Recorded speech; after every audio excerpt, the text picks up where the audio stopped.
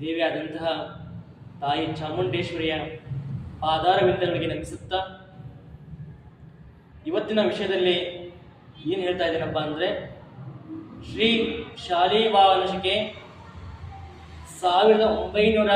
1947ನೇ ಇಶ್ವಾವ ಸಂವತ್ಸರದ ಉತ್ತರಾಯಣದ ಚೈತ್ರ ಮಾಸದ ಈ ಇಶ್ವಾವ ಸಂವತ್ಸರದ ಪೂರ್ತಿಯ ವಿಷಯವನ್ನು ಹೇಳಲು ಇಚ್ಛಿಸ್ತಾ ಇದ್ದೀನಿ. ಏನಂತ ಅಂದರೆ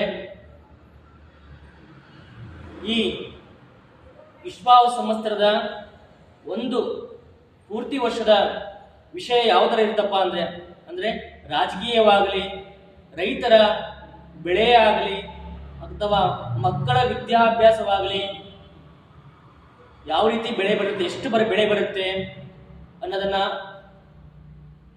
ಹೇಳ್ತಾ ಇದ್ದೀನಿ. ನೋಡಿ, ಈ ವಿಶ್ವಾವ ಸಂವತ್ಸರದಲ್ಲಿ ಏನು ಹೇಳ್ತಾ ಇದ್ದಾನಪ್ಪ ಅಂತಂದ್ರೆ ಈ ವಿಶ್ವಾವ ಸಂವತ್ಸರನೇ ಸಂಪತ್ಭರಿತವಾಗಿರುತ್ತೆ. ಅಂದ್ರೆ ನಾವು ಪ್ರಥಮವಾಗಿ ನೋಡುವುದಾದರೆ ಈ ವರ್ಷದಲ್ಲಿ ಮೊದಲನೇದಾಗಿ ರಾಜಕೀಯ ಭವಿಷ್ಯದಲ್ಲಿ ಪರಸ್ಪರ ವೈರಿಗಳಾಗುತ್ತಾರೆ. ಅಂದರೆ ಒಂದೇ ಪಕ್ಷದವರು ವೈರಿಗಳಾಗಿರ್ತಾರೆ, ಒಂದೇ ಪಕ್ಷ ಆಗಿರ್ತಾರೆ ಅಂತ ಹೇಳ್ತಾ ಇದೆ ಈ ವಿಶ್ವಾಸ ಸಂವತ್ಸರ. ಆಮೇಲೆ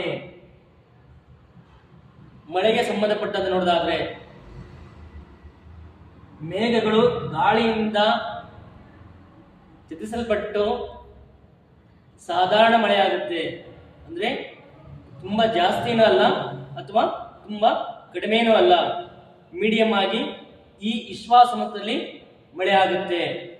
ಅದರಿಂದ ರೈತರಿಗೆ ಕಾಲಕ್ಕೆ ಸರಿಯಾದ ಟೈಮ್ಗೆ ಬೀಜವನ್ನು ಬಿತ್ತಲಿಕ್ಕಾಗಿ ಅಥವಾ ಆ ತೋಟಕ್ಕೆ ಹೊಲಕ್ಕೆ ಗೊಬ್ಬರವನ್ನು ಹಾಕಕ್ಕೆ, ನೇಗಿಲನ್ನು ಹೊಡೋಕೆ ಸರಿಯಾದ ಅವಕಾಶಗಳು ಸಿಗುತ್ತೆ.